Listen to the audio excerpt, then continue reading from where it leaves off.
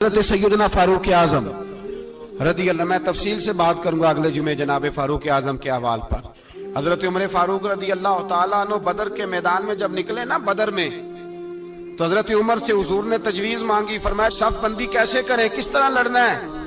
جناب عمر فاروق رضی اللہ تعالیٰ عنہ کہنے لگے حضور یہ جتنے آئے ہیں نا کافر لڑنے، یہ کسی کا کوئی چاچا لگتا ہے، کسی کا کوئی ماموں لگتا ہے، کسی کا بھائی ہے، کسی کا بیٹا ہے، تو محبوبہ صف بندی کی کیا ضرورت ہے، جو میرے رشتہ دار ہے میرے حوالے کریں، میں گردنیں کاٹ کے آپ کو دیتا ہوں، جو ابو بکر کے رشتہ دار ہے وہ ابو بکر کے حوالے کریں، وہ گردن کاٹ کے دے، جو علی کا کچھ لگتا ہے وہ علی کے حوالے کریں۔ ہم دنیا کو بتائیں گے کہ اشداء علی الکفار، اشداء علی، اس کے لیے ہمارے پاس سختی ہے، کوئی نرمی، وہ ہمارا سگا بھی ہو تو اس کے حق میں کوئی نرمی۔ حضرت عمر نے اپنے سگے ماموں کی گردن کاٹی بدر کے دن، سگے ماموں کی۔ حضرت ابو عبیدہ بن جراح، سنو، اسلام امن کا درس دیتا ہے، محبت کا درس دیتا ہے، بھائی اسلام ہی تو امن کا درس دیتا ہے، پر جڑی بوٹی کاٹنا بدامنی نہیں ہوتا، ظالم کا ہاتھ پکڑنا بدامنی، اور امن والے اور ہوتے ہیں بزدل، ان دونوں میں فرق ہوتا ہے۔ امن والا بننے کا کہا گیا ہے، بزدل بننے کا کہا۔ میرے نبی پاک نے جو بدر میں تلوار اٹھائی تھی، زرہ پہنی تھی، حضور علیہ السلام نے لوہے کی جیکٹ پہنی تھی، تو وہ بھی میرے رسول پاک نے امن کے لیے ہی پہنی تھی۔ میرے نبی پاک صلی اللہ علیہ وسلم نے احد کے دن جو ہتھیار اٹھائے تھے تو وہ بھی امن کے لیے اٹھائے تھے، وہ بھی امن کے لیے حضور نے ہتھیار اٹھایا تھا۔ ہتھیار اٹھانا بد امنی کی علامت نہیں ہوتا میرے بھائی، یاد رکھیں۔ حضرت ابو عبیدہ بن جراح نے میدان بدر کے اندر جب جنگ کا طبل بجا، حالات بگڑے، جناب ابو عبیدہ بن جراح کہتے ہیں تاریخ نے ایک عجیب موڑ پہ مجھے لا کے کھڑا کیا۔ آپ فرماتے ہیں میرے لیے اللہ نے جو آزمائش رکھی وہ سب سے بڑی رکھی۔ فرمانے لگے جب میں میدان میں نکلا تو کافروں نے میرے سامنے جس کو لا کے کھڑا کیا وہ میرا سگا باپ تھا۔ آپ فرماتے ہیں اب مشکل بن گئی، عشق تے اگ دوویں ایک برابر، تے عشق دا سیک ودھیرا، اگ تے ساڑے ککھ تے کانے، تے عشق ساڑے تن میرا، تے اگ دا دارو می تے پانی، کوئی دسے ہیں عشق دا دارو کیڑا، بلے شاہ تھے کچھ بھی نہیں بچدا جتھے عشق ہوران دا ڈیرا۔ فرمانے لگے اب میرے لیے سامنے باپ، ادھر بیٹا۔ اب فرماتے ہیں دو رستے تھے، باپ بچاؤں یا رسول اللہ کا دین بچاؤں۔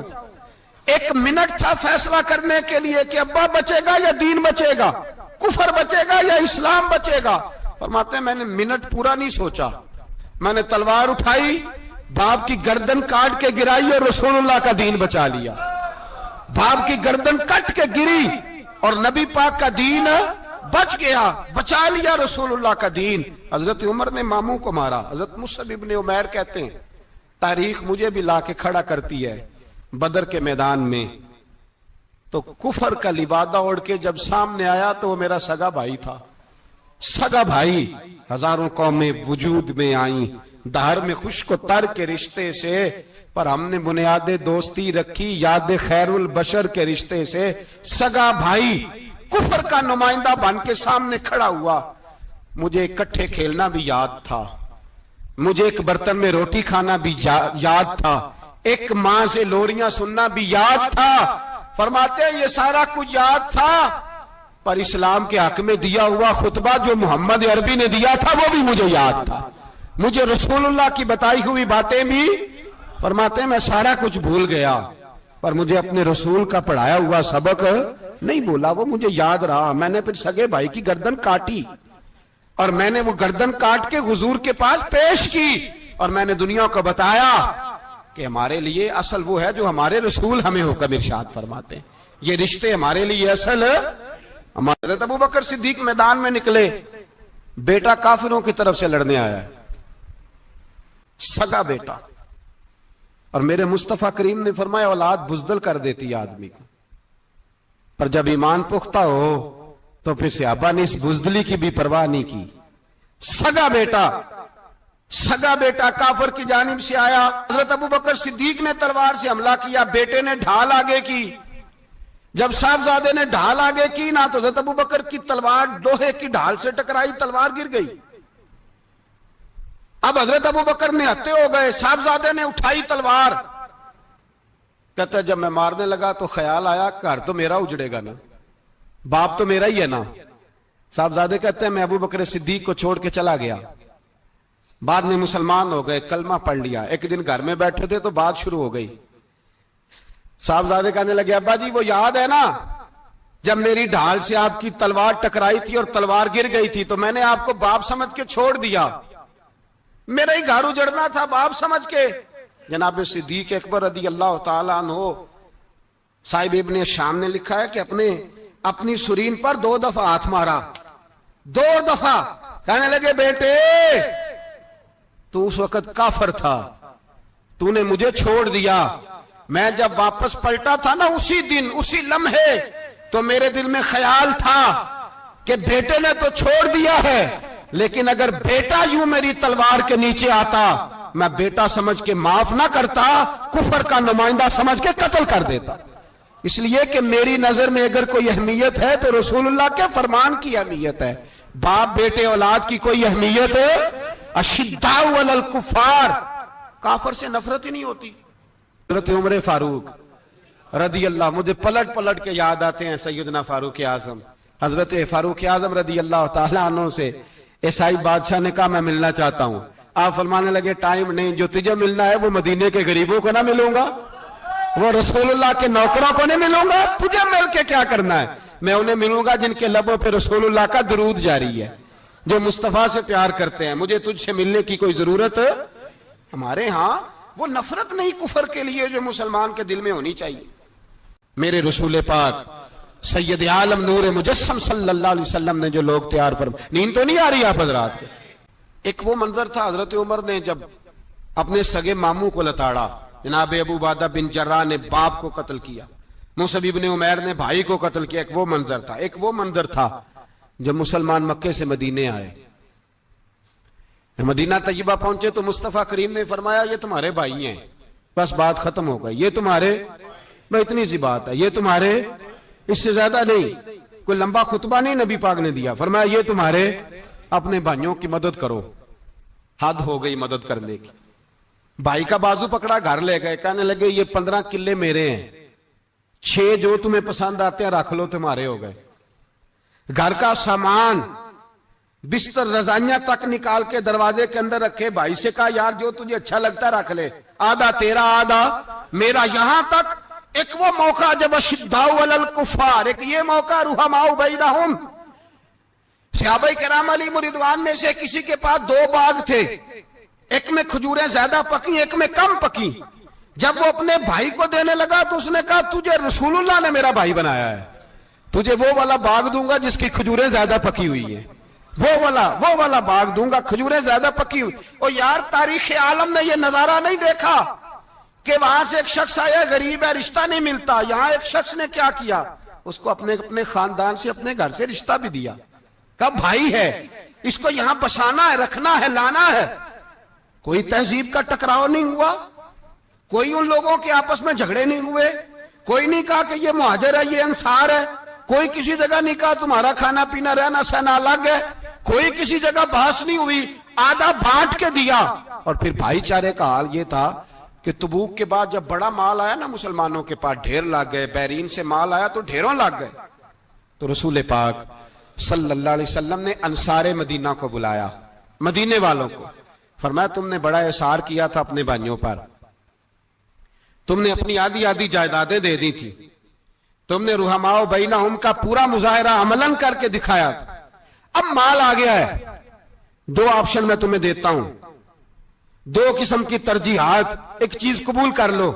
کہ یا رسول اللہ صلی اللہ علیہ وسلم حکم فرمائیے. فرمایا یہاں تو جو مال تم نے اپنے مہاجر بھائیوں کو دیا ہے وہ واپس لے لو, وہ تم واپس لے لو, اور یہ جو مال آیا یہ میں ان میں بانٹ دیتا ہوں. یا اس طرح کرو کہ میں یہ مال تمہارے درمیان آپس میں آدھا آدھا بانٹ دیتا ہوں, یا تمہیں کچھ فیصد زیادہ دے دیتے ہیں انہیں کم دے دیتے ہیں. بات ہو رہی تھی, انصار چپ تھے. حضور نے فرمایا بولتے کیوں نہیں, پتہ محبوب کو بھی ہے کہ یہ بولیں گے تو مجھے بھی ٹھنڈ پڑے گی اور قیامت تک ساری امت کو سکون ملے گا. فرمایا بولو. تو انصار مدینہ بولے تو رو کے بولے, کہا محبوبہ ہم نے مال کیا کرنا ہے, ہمارے پاس رسول پاک جو موجود ہے. یا رسول اللہ ہم نے کیا کرنا ہے مال کا؟ حضور جو اب آیا یہ بھی سارا انہیں دے دیں، جو ہم نے دیا تھا انہیں وہ بھی ان کے پاس رہنے دیں، اور یا رسول اللہ جو بعد میں آئے وہ بھی انہیں دے دیں۔ ہماری شرط یہ ہے کہ ہمارے درمیان اللہ کے رسول موجود رہنے چاہیے، محبوب ہمارے درمیان رہیں، مال و دولت کی ہمیں ضرورت ہے، یہ رحماء بینہم میں آپس میں بانٹ کے ہر چیز اپنے بھائیوں کو دے دی۔ حضرت عمر عیسائی بادشاہ ٹائم مانگتا ہے تو کہتا ہے کوئی ٹائم نہیں، چل دوڑ جا۔ ملک شام جاتے ہیں، جب فتح ہوتے ہیں حضرت سعد بن ابی وقاص بلاتے ہیں، شام جاتے ہیں تو حضرت عمر کہتے ہیں شام آئے ہیں یار، سب سے پہلا کام یہ کر بلال کا تو پتہ کر، یہاں سنا ہے بلال حبشی کا مکان بھی کہیں نیڑے نیڑے ہے، پتہ تو کر۔ حضرت بلال حبشی حضرت سیدنا سعد کہنے لگے حضور بلا نہ لیں، فرمایا نہیں، وہ مصطفیٰ کا غلام ہے تو میرا تو امام ہے، میں گھر ملنے جاؤں گا، گھر رحماء بینہم، کالے رنگ کے حبشی غلام سیدنا بلال حبشی کو ملنے گھر گئے، اور جناب عمر جا کے بیٹھک میں انتظار کرنے لگے، گویا ڈرائنگ روم میں بیٹھے انتظار ہونے لگا۔ جناب سیدنا بلال آئے تو حضرت عمر اٹھ کے کھڑے ہوئے۔ ملک شام کے لوگوں نے یہ منظر عجیب دیکھا کہ جناب عمر فاروق ایک حبشی کے لیے کھڑے ہوئے، اور جب کھڑے ہوئے تو حضرت بلال کہنے لگے عمر بیٹھ جاؤ، یہ کیا کر رہے ہو؟ تو حضرت سیدنا عمر رو پڑے، کہنے لگے بلال تو حبشی پہلے تھا، جب سے رسول اللہ کا غلام بنا ہے ساری امت کا امام بن گیا، ساری امت کا تو امام بن گیا ہے، جب سے تو نبی پاک صلی اللہ تعالی علیہ وسلم کا غلام بن۔ بھائی یاد رکھے جب اشداء علی الکفار کی بات تھی تو اپنے سگے قتل ہو گئے، اور جب رحماء بینہم کی بات تھی تو پھر یہ نہیں دیکھا یہ حبشی ہے، توجہ ہے میری بات پر؟ جاگ رہے نا آپ لوگ؟ ادھر دیکھیں، پھر یہ نہیں دیکھا کہ یہ حبشی ہے، یہ رومی ہے، یہ کون ہے، پھر یہ دیکھا کہ یہ رسول اللہ کا غلام ہے صلی اللہ۔ حضرت ابوبکر صدیق رضی اللہ تعالیٰ عنہ سے کسی نے پوچھا تھا بدر میں فتح کیسے ہوئی؟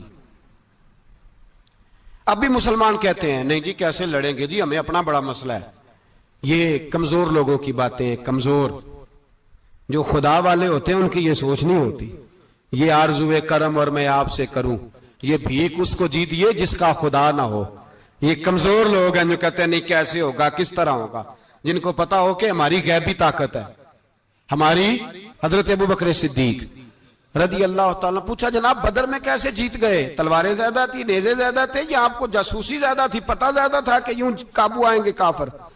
تو ابوبکر صدیق فرمانے لگے نہ نیزوں سے جیتے نہ تلواروں سے جیتے، ہم جو بدر میں جیتے ہیں تو مصطفیٰ کی نمازوں سے جیتے ہیں، ہمیں جو بدر میں کامیابی ملی تو رسول اللہ کی دعاؤں کی برکت سے ملی۔ فرمانے لگے کافر ساری رات شرابیں پیتے رہے، ساری رات وہ ناچ گانے میں مصروف رہے، اور میں حضور کے خیمے میں موجود تھا، نبی پاک ساری رات نماز پڑھتے رہے، ساری رات حضور نماز پڑھتے رہے، ساری رات اللہ سے دعا کرتے رہے۔ فرمایا صبح جو کامیابی ملی تو یہ مصطفیٰ کی نمازوں کی برکت سے ملی۔ ایک بزرگ کی میں بات سن رہا تھا، وہ کہہ رہے تھے اب نمازیں عبادتیں ریاضتیں بعد میں کرنا، پہلے جہاد کرو۔ کہہ رہے تھے اب نکل کر خانقاہوں سے ادا کر رسم شبیری، عبادتیں ریاضتیں تلاوتیں درود بعد میں ہوگا، پہلے جہاد۔ تو میں نے کہا صاحب عبادتیں تلاوتیں درود ہو کہاں رہا ہے، پہلے وہ جگہ تو بتائیں۔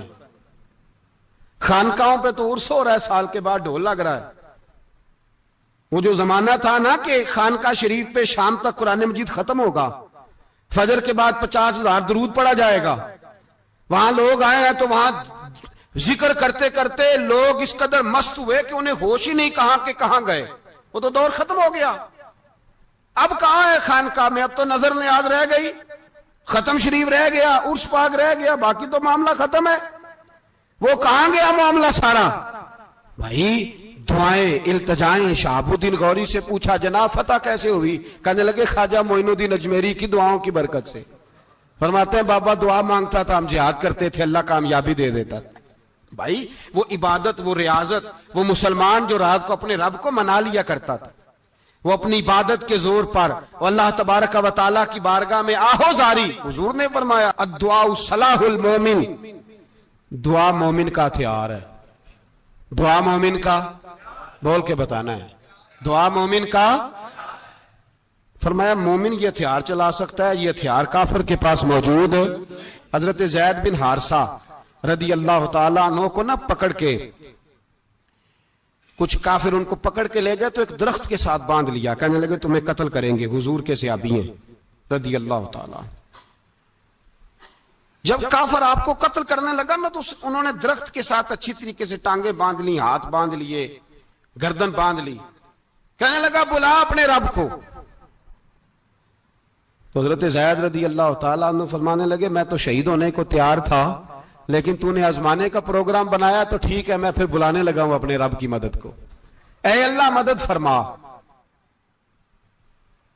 اس نے اتنی دیر میں تلوار نیام سے نکال لی، اے اللہ مدد فرما۔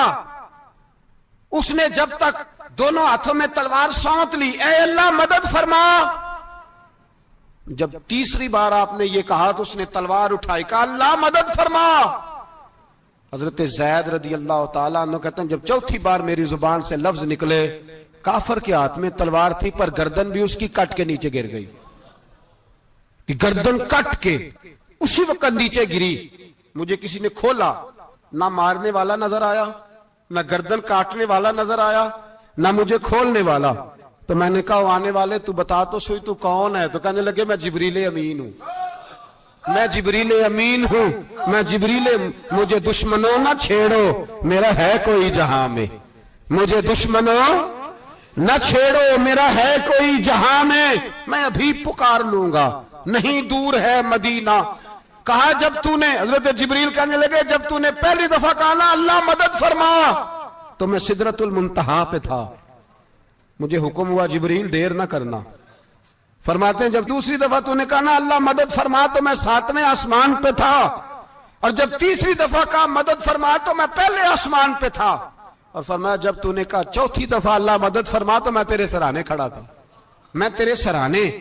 تو بھائی اب تو اجتماعی دعا بھی نہیں رہی ہماری، اب تو یہ والا سوتا بھی، اکبر الآبادی نے کہا تھا مصیبت میں بھی اب یاد خدا ہم کو نہیں آتی، دعا منہ سے نہ نکلی جیبوں سے عرضیاں نکلی۔ حضرت عمر فاروق اللہ اکبر، حضرت عمر جیسا بندہ 24 لاکھ مربع میل کا حکمران، اور شاہ روم کو خط لکھ کے کہتا ہے میں منت نہیں کرتا میں حکم دیتا ہوں۔ اتنا تگڑا بندہ۔ جنگ قادسیہ کے لیے حضرت سعد بن ابی وقاص کو بھیجا، فتوح شام پڑھ کے دیکھیں۔ حضرت عمر بڑے پریشان ہیں، اتنے دن ہو گئے کوئی رپورٹ ہی نہیں آئی۔ اب تو موبائل ہے نا، تو ایک منٹ کی رپورٹ لیں آپ، بلکہ آپ ایک منٹ کی فوٹو لیں، آپ رپورٹ تو دور رہ گئی۔ حضرت عمر فاروق رضی اللہ تعالیٰ عنہ بڑے پریشان ہیں کہ قادسیہ میں حضرت سعد بن ابی وقاص کے ساتھ لوگ جہاد کرنے گئے، رپورٹ کوئی نہیں آ رہی۔ اتنے پریشان تھے کہ باہر نکل کے نا اس رستے پہ بیٹھ جاتے جو رستہ قادسیہ کی طرف سے آتا تھا، جو بھی آتا جاتا پوچھتے جنگ کے کیا حالات ہیں۔ ادھر جب اللہ نے فتح دے دی نا تو حضرت سعد بن ابی وقاص رضی اللہ تعالیٰ عنہ نے ایک قاصد کو خط دے کے بھیجا، کہنے لگے عمر کے پاس جاؤ، انہیں اطلاع دو کہ الحمدللہ اللہ نے اسلام کو فتح عطا کر دی۔ یہ حضرت عمر کو جا کے دینا، وہ بڑے پریشان ہوں گے۔ وہ جو اس زمانے میں اس طرح ہوتا تھا کہ کئی دور دور سے صحابہ جو دوسرے شہروں کے ملکوں کے رہنے والے ہوتے تھے وہ بھی آ کے شامل ہو جاتے تھے جہاد میں۔ کوئی 1 دفعہ مدینے آیا، کوئی 2 دفعہ آیا، پھر اپنے اپنے علاقوں میں بہت سارے لوگوں نے زیادہ دفعہ حضرت عمر کو دیکھا بھی نہیں تھا۔ وہ جو قاصد خط لے کے آیا تھا نا، اس نے 1 دفعہ دیکھا تھا، حضرت عمر بوڑھے ہو گئے، وہ پہچانتا نہیں تھا۔ ادھر سے وہ خط لے کے آ گیا، حضرت عمر مدینے سے باہر نکل کے اس روڈ پہ بیٹھے تھے جو قادسیہ سے آتا تھا۔ جب وہ اس آدمی کو آتے دیکھا تو حضرت عمر اٹھ کے کھڑے ہو گئے، فرمانے لگے قادسیہ سے آ رہے ہو؟ وہ کیا کہتا ہے؟ پھٹے پرانے کپڑے، ٹوٹے ہوئے جوتے، سر پہ پرانی پگڑی، کہنے لگے غلام مدینے کے رہنے والے ہو؟ حضرت عمر کہنے لگے ہاں مدینے کا ہوں۔ کہا میں قادسیہ سے آیا ہوں، الحمدللہ اللہ نے اسلام کو فتح دے دی ہے، الحمدللہ کفر کی کمر ٹوٹ گئی ہے۔ اس نے یہ بات کر کے تو گھوڑے کو ایڑی لگائی، گھوڑا دوڑنے لگا مدینے کے، حضرت عمر بھی ساتھ ساتھ دوڑ رہے، فرمانے لگے اچھا بتاؤ خالد بن ولید کا کیا حال ہے؟ تھوڑا آگے جا کے فرمانے لگے اسامہ بن زید کیسے ہے؟ وہ کہتے ہیں ٹھیک ہے۔ پھر اس نے اور گھوڑا، عمر ساتھ ساتھ دوڑ رہے ہیں، ساتھ ساتھ 24 لاکھ مربع میل کا حکمران، ایک جوتا پیر سے نکل گیا، عمر دوڑ رہے ہیں۔ آگے جا کے پوچھتے ہیں سعد بن ابی وقاص کا کیا حال ہے؟ کہا حضور وہ بھی ٹھیک ہے۔ کتنے لوگ میرے شہید ہو گئے مسلمانوں میں سے؟ کہنے لگا صحیح گنتی کا نہیں پتا، یہ لفظ ادا ہوتے ہوتے مدینے کی سرحد آ گئی، लोगों ने उमर को घोड़े के साथ दौड़ते देखा तो कहा अमीरुल मोमिनीन क्यों दौड़ रहे हैं? वो गुलाम छलांग लगा के नीचे आया, कदमों में बैठ गया, कहने लगा हुजूर आपने बताया ही नहीं आप अमीरुल मोमिनीन हैं। आप फरमाने लगे क्या बताता, मैं तो ऊंट चलाने वाले का पुत्र हूं, क्या बताता? वो उमर हूं जिसने अपने गुनाहों का हिसाब देना है, क्या बताता? जो साथ भी नबी वकास को जिहाद पे भेज के खुद बुज़दिलों की तरह घर में बैठा है, क्या बताता? कोई हैसियत नहीं, कोई तार। तूने अच्छा किया, तू तो मुजाहिद था, मुझे साथ साथ दौड़ाया, तूने अच्छा किया। जितने लोग थे चीखे मार के रोने लगे। हजरत फारूक आजम से कहने लगे उमर जब तक तेरे जलवे रहेंगे अल्लाह कामयाबियां ही अता फरमाएगा, जब तक तेरा रंग रहेगा अल्लाह ताला नवाजता ही रहेगा। कुछ नहीं, कभी अपना आप जाहिर ही नहीं किया। बहुत बड़े थे, बहुत बड़े थे हजरत उमर, बड़े थे। हजरत अबू राफे गुलाम थे, कुरान पाक बड़ा सोना पढ़ते थे। हजरत उमर जब भी उन्हें मिलते कहते अबू राफे तो उमर से अच्छा है, कुरान बड़ा शानदार पढ़ता है। तो वो कहते हुजूर अगर मैं कुरान सही पढ़ता हूं तो आपको कुरान की तशरीह ज्यादा सही आती है, आप भी तो मुझसे अफजल हैं। तो आप फरमाते नहीं फिर भी तो मुझसे अफजल है। क्यों? इसलिए कि तू अपने आका की नौकरी भी ठीक करता है और रब की इबादत भी ठीक करता है, और मुझे खाली सिर्फ इबादत करनी होती है वो भी ठीक नहीं कर पाता। सारी जिंदगी अपना मुहासबा, सारी जिंदगी अपने गिरेबान में देखा, सारी जिंदगी अपने आप को परखा, अपने आप को टटोला। 62 साल उम्र बीत गई। हजरत हुज़ाफा बिन यमान एक सहाबी थे, मेरे नबी करीम अलैहिस्सलाम ना उनसे राज की बातें करते थे। हर बंदे का आज़मा ठीक नहीं होता, सबसे राज की बात नहीं करनी चाहिए। हजरत हुज़ाफा बिन यमान कहते हैं हुजूर राज की बातें बताते हैं। मदीना मुनव्वरा में जो मुनाफिकीन थे उनकी लिस्ट भी नबी पाक ने हजरत हुज़ाफा बिन यमान को दी थी। जब कोई मशकूक आदमी मर जाता ना तो सहाबा कहते हम देखते अगर हजरत हुज़ाफा ने जनाजा पढ़ा है तो हम भी जनाजा पढ़ लेते। नबी पाक ने भी कुछ जनाजे नहीं पढ़े, तिरमिजी में है, फरमाया उस्मान से जो बुग़्ज़ रखे उसका जनाजा नहीं पढ़ेंगे।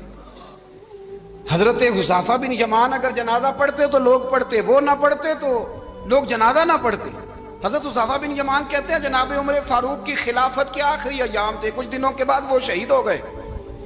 फरमाते आधी रात का वक्त था, मैं घर में सोया था बड़ा बेफिक्र, अचानक मेरे दरवाजे पे दस्तक हुई, मैं घबरा के उठा, इतनी रात को कौन आया? कहते कुर्बान जाऊं, दरवाजे पे गया तो अमीरुल मोमिनीन फारूक आजम दरवाजे पे। मैंने कहा उमर कोई हुक्म था तो मुझे बुला लेते। कहने लगे मैं ना अमीर बन के नहीं आया, तेरा वीर बन के आया हूं। अमीरुल मोमिनीन की हैसियत से सरकारी काम से बुलाता तो वहां बुलाता, मुझे एक जाती काम पड़ गया। कहते मैंने उमर को घर की अंदर बुला के चारपाई पे बिठाया, मैंने कहा हुजूर मैं गरीब आदमी, मैं क्या आपके काम आ सकता हूं? तो कहते उन्होंने ना मुझे साथ बिठा लिया, फिर मेरा हाथ पकड़ लिया, कहने लगे तू उमर को जानता है? उमर झूठ नहीं बोलता। तू जानता है? उमर वादों का पक्का है। कहा हुजूर जानता हूं। कहा मैं उस वक्त आया हूं जब देख भी कोई नहीं रहा। हजरत हुज़ाफा बिन यमान कहते हैं परेशान हो गया, हुजूर पहेलियां ना बुझवाए, मेहरबानी कर बताएं किधर आए हैं।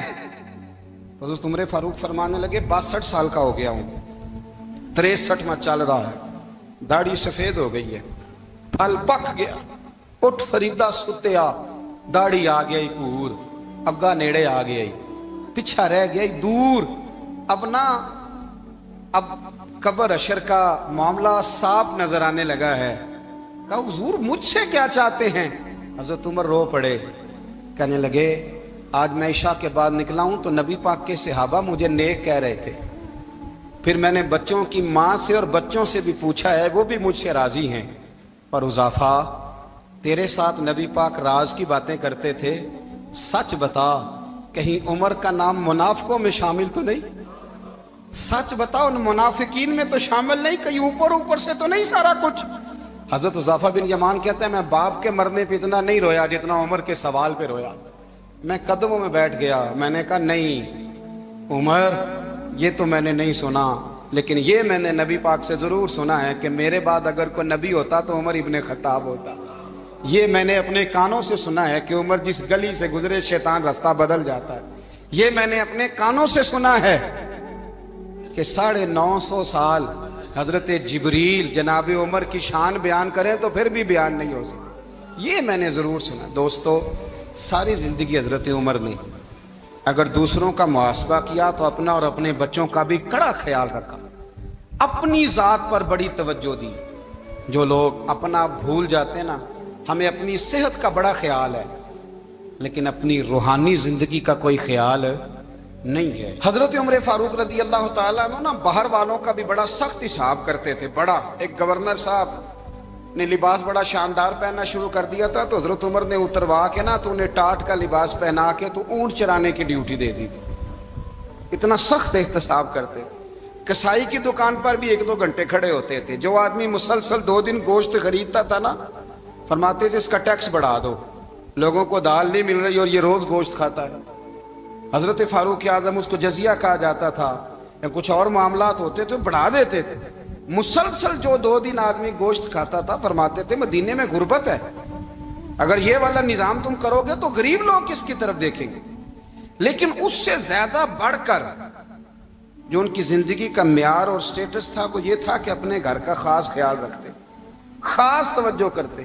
ملک شام سے اور ایران سے کچھ لوگ آپ کی خدمت میں آئے تو وہاں سے کچھ کنیزیں بھی آئیں، ان کے بادشاہ کا پیغام لے کے۔ شاہ ایران کی کنیز کو ملکہ نے کہا کہ نا حضرت عمر کی زوجہ کو دیکھ کے آنا ذرا کس طرح کی۔ ہمارے ملک میں کیا کہتے ہیں، خاتون اول، باقی سارے دووں میں خاتون اول، ذرا خاتون اول کو دیکھ کے آنا۔ تو وہ جب آئی نا گھر میں ملنے تو کہا کہ مجھے میری ملکہ نے کہا تھا کہ عمر کی زوجہ سے، اہلیہ سے ملاقات کر کے آنا۔ تو حضرت عمر کی اہلیہ نے نا ایک جوڑا کپڑوں کا دے دیا ملکہ کے لیے اور ایک خوشبو کی شیشی دے دی۔ اب جب وہ تحفے وہاں گئے تو اس ملکہ نے نا کچھ سونے کا سامان بھیجا، کچھ زیورات بھیجے، کچھ تحائف بھیجے۔ جب حضرت عمر کے گھر آئے نا، وہ خادم لے کے آیا، اس نے کہا جی آپ کی اہلیہ نے تحفے بھیجے تھے، تو جواب میں شاہ ایران کی بیوی نے، یہاں جس ملک کا وہ سفیر تھا، انہوں نے بھی یہ بھیجے ہیں۔ تو حضرت عمر فاروق نا وہ تحفے لے کے گھر گئے تو جا کے کہنے لگے اپنی اہلیہ سے، یہ تو کب سے تحفے تحائف بھیجنے لگ گئی ہے، یہ کب سے نظام شروع ہو گیا؟ تو کہ حضور تحفہ دینا لینا تو ٹھیک ہے، سنت ہے، محبت بڑھتی ہے، تو یہ کوئی قباحت نہیں، اور میں نے اپنی ذاتی استعمال کے لیے جو چیزیں رکھی تھی وہ میں نے دی ہیں۔ تو حضرت عمر فاروق رضی اللہ تعالیٰ عنہ فرمانے لگے ہم نے کسی ملک کے ساتھ اور اس کے بادشاہ کے ساتھ ذاتی تعلق نہیں بنانا، تعلق جو بھی بنے گا رسول اللہ کے دین کی برکت سے بنے گا۔ ذاتی رشتے نہیں ہم نے قائم کرنے، ذاتی۔ آپ کے ملک کی جو ایئر لائن جس کا ہر سال خسارے کا ڈنڈورا پیٹا جاتا ہے نا، وہ ہمارے بادشاہ صاحب اور صدر صاحب اگر غیر ملکیوں کو گھوڑا کبھی بھیجنا ہو نا، گھوڑا، تو پورا ایک جہاز گھوڑا لے کے تحفے میں جاتا ہے، پورا جہاز غریب قوم کا یہ سرمایہ۔ اور قوم بڑی بادشاہ ہے، لائنوں میں لگ کے ووٹ دیتی ہے۔ 2 کام ہمیشہ لائن میں لگ کے کرنے، ایک بل لائن میں لگ کے جمع کرانا ہے اور ایک ووٹ لائن میں لگ کے، تاکہ پھر پورے 5 سال لائن میں ہی لگے رہیں۔ مرضی سے آپ ووٹ دینا، پر جو بات درست ہے اس کو سنو۔ حضرت عمر فاروق رضی اللہ تعالیٰ عنہ نے اپنی اہلیہ سے پوچھا کتنے کا تھا وہ تیرا جوڑا اور خوشبو کی شیشی؟ انہوں نے کہا 3 دینار کی۔ فرمایا یہ 3 دینار تیرے اور باقی جو تحفے آئے ہیں وہ تو خود کہہ، چونکہ اس نے تیرے نام بھیجے ہیں، تو کہہ کہ میں مال غنیمت میں دیتی ہوں، تو کہہ میں مسلمانوں کو کہہ۔ تو زوجہ ہنس پڑی، کہنے لگی میں نہ بھی کہوں تو مجھے کہنا تو پڑے گا ہی، کہنا تو میں نے ہے ہی، کیونکہ سامنے عمر فاروق ہیں، لہذا فرمایا کہہ دیتی ہوں میں نے دیا خزانے کو۔ حضرت عمر نے جمع کرا لیا۔ میں یہ کیا بات ہوں، میرے گھر والے جو مرضی کریں، ان کا معیار زندگی جس طرح کا مرضی ہو۔ اور حضرت عمر ایک جملہ کہا کرتے تھے، اللہ کرے کہ یہ باتیں اس دور حاضر میں ہماری سمجھ میں آئیں۔ حضرت عمر فاروق رضی اللہ تعالیٰ عنہ اپنے بچوں کو فرمایا کرتے تھے کہ بہت آدمی کو بھوک لگی ہو نا، اور پھر اس کی پسند کا کھانا پکا ہو، جتنے شوق سے وہ اس کھانے کو دیکھتا ہے نا، فرمایا اس طرح پوری قوم اپنے بادشاہوں کے خاندان کو دیکھتی ہے، اس تیزی کے ساتھ دیکھتے ہیں کہ ان کے گھر میں کیا ہو رہا ہے، ان کا معیار زندگی کیا ہے، ان کا سٹیٹس کیا ہے۔ آپ کے بچے دونوں کاروبار کے لیے مصر گئے، ایک بہت بڑا قافلہ گیا مدینے سے مصر تجارت کے لیے، تو یہ گئے تجارت کے لیے، تو حضرت عبداللہ ابن عمر اور حضرت عبید اللہ ابن عمر، حضرت عمر کے دونوں بیٹے گئے۔ جناب عمر فاروق کے بچے جب وہاں پہنچے تو مصر کے گورنر نے نا لوگوں کو تعارف کرایا کہ یہ عمر فاروق کے بیٹے ہیں۔ ایک چھوٹی سی بات کر دوں، کہ چودھری کے بیٹے کو کون بتاتا ہے کہ تو چودھری کا بیٹا ہے؟ باہر والے بتاتے ہیں، گھر والے. اور سیٹھ صاحب کے بیٹے کو کون بتاتا ہے کہ تو سیٹھ صاحب کا بیٹا ہے؟ اور مالک کو کون بتاتا ہے کہ تو مالک کا بیٹا ہے اور یہ کرایہ دار ہے؟ یہ کون بتاتا ہے؟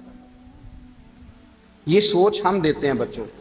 چودھری اور کمی کی سوچ، امیر اور غریب کی سوچ، مالک اور کرایہ دار کی سوچ، گھر کے مالک کی اور کام کرنے والے کی سوچ، یہ ہم دیتے ہیں. یاد رکھنا، یہ ہم دیتے ہیں، یہ ہمارا مزاج ہے. یہ باہر سے نہیں آتی. تو کوئی شہزادہ ہے، تو سیٹھ ہے، تو نواب ہے، یہ سوچ باہر سے نہیں آتی. یہ اماں سوچ دیتی ہے، اماں. یہ ابا سوچ دیتا ہے. اور پھر جب تباہی اترتی ہے تو اس کے ذمہ دار بھی باہر والے نہیں ہوتے، گھر والے ہوتے ہیں. گھر والے. ہمارے بچوں کی طبیعتوں پر زیادہ نقش باہر والوں کا نہیں ہوتا، گھر والوں کا ہوتا ہے. یاد رکھیے گا. حضرت عمر فاروق رضی اللہ، بچے ہیں، شہزادے ہیں، وہ کاروبار کرنے گئے اور وہاں بتایا گورنر صاحب نے کہ یہ فاروق اعظم کے بچے، امیر المومنین کے. لوگوں نے ان سے زیادہ مال خریدا، تجارت میں زیادہ نفع ہوا. ظاہر ہے کہ وہ آپ کے جو اللہ خیر کرے حکمران ہیں، ان کے کاروبار کتنے ملکوں میں ہیں؟ کس بنیاد پر ہیں؟ وہ صرف اس بنیاد پر کہ وہ حکمران رہے، ان کے لیے آسان تھا بڑے لوگوں سے تعلقات بنانا. حضرت عمر فاروق رضی اللہ تعالیٰ عنہ کے بچے ڈھیروں مال کما کے جب واپس آئے نا، تو حضرت عمر سے آ کے بچوں نے بطور محبت کا، ابا جی اللہ نے بڑا ہی فضل کیا ہے، بڑا مال کمایا الحمدللہ، یہ دیکھیں کتنا نوازا ہے. تو حضرت عمر کہنے لگے سارے قافلے نے اتنا ہی کمایا ہے؟ سارے قافلے نے اتنا ہی کمایا ہے؟ کہ حضور نہیں، سارے قافلے نے اتنا نہیں کمایا، سب کو اتنا نہیں ملا. وہ تو وہاں گورنر صاحب نے لوگوں کو تعارف کرایا تھا کہ یہ عمر کے بچے ہیں، تو لوگوں نے پھر ہم سے بڑا ہی خریدا. تو حضرت عمر فرمانے لگے ٹھیک ہو گیا، میں بات سمجھ گیا. اس طرح کرو، جو تمہاری اصل زر تھی نا، جو راز تھی، وہ رکھ لو اور باقی سارا مال مال خزانہ میں جمع کرا دو. اس لیے کہ یہ تم نے تجارت نہیں کی، یہ تم نے اپنے باپ کا نام بیچا ہے، یہ تم نے امیر المومنین کے بیٹے ہونے کا فائدہ اٹھایا ہے. فرمایا یہ تمہارا نہیں حق، یہ مسلمانوں کا ہے. اس لیے کہ یہ مال تم نے محنت سے نہیں کمایا، یہ باپ کی کرسی کا فائدہ اٹھایا ہے.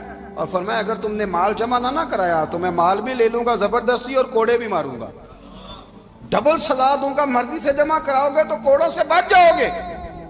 بڑے بیٹے نے تو جمع کرا دیا، تو چھوٹا تھوڑا پریشان ہوا.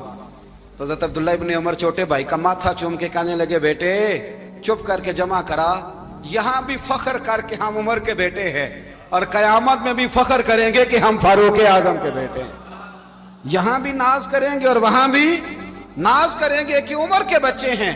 ہمارے باپ نے خود بھی حلال ہی کھایا ہے، اور جب ہماری کمانے کی باری آئی ہے تو ہمیں حکم بھی حلال کھانے کا دیا. بھائی ہمارا مزاج نہیں. بچہ جب لے کے آتا ہے 2 لاکھ روپیہ تو کبھی پوچھے کہاں سے آیا ہے؟ جب وہ پہلے دن غلط دوستوں کے پاس جا کے بیٹھتا ہے تو کبھی نکالا ہے گھر سے اسے؟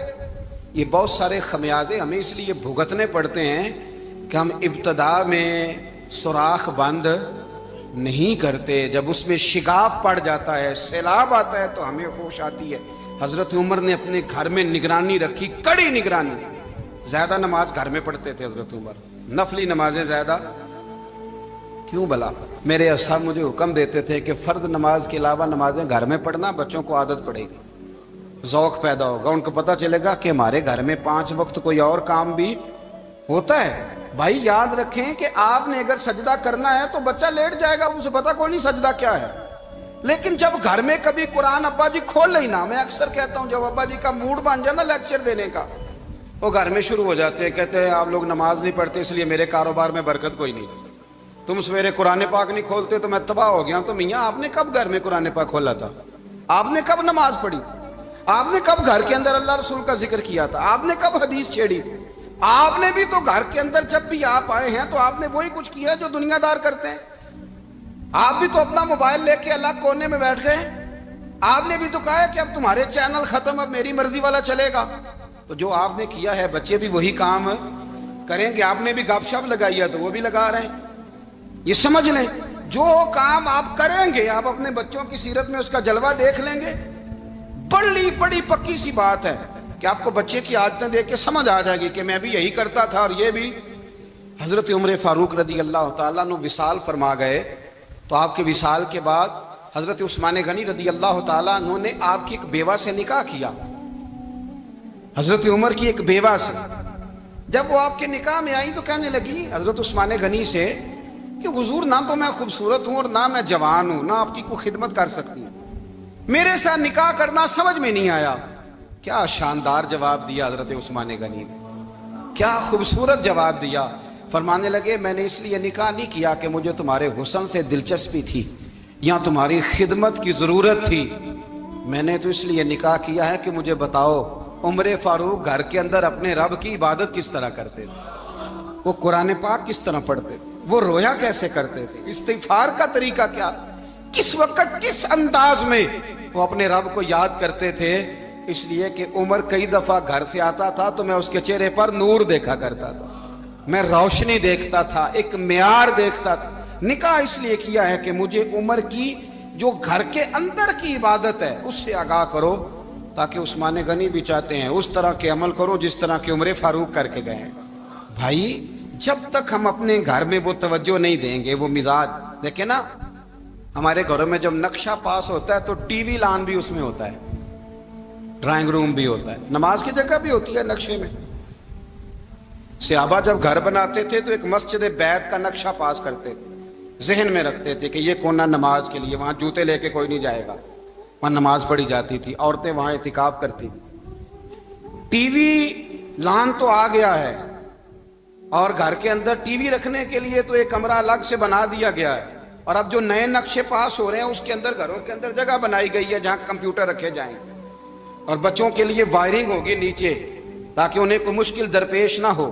یہ ساری چیزیں ہم نے نہانے کے لیے گھروں کے اندر اتنے اتنے بڑے واش روم بنائے ہیں کہ لگتا یہ ہے کہ سوائے نہانے کے اور کام ہی نہیں کوئی گھر میں ہوگا، ہر چیز آ گئی، پر اللہ کرے کوئی تفسیر بھی ٹیبل پہ پڑی نظر آئے، کوئی حدیث کی کتاب بھی ٹیبل پہ پڑی نظر آئے۔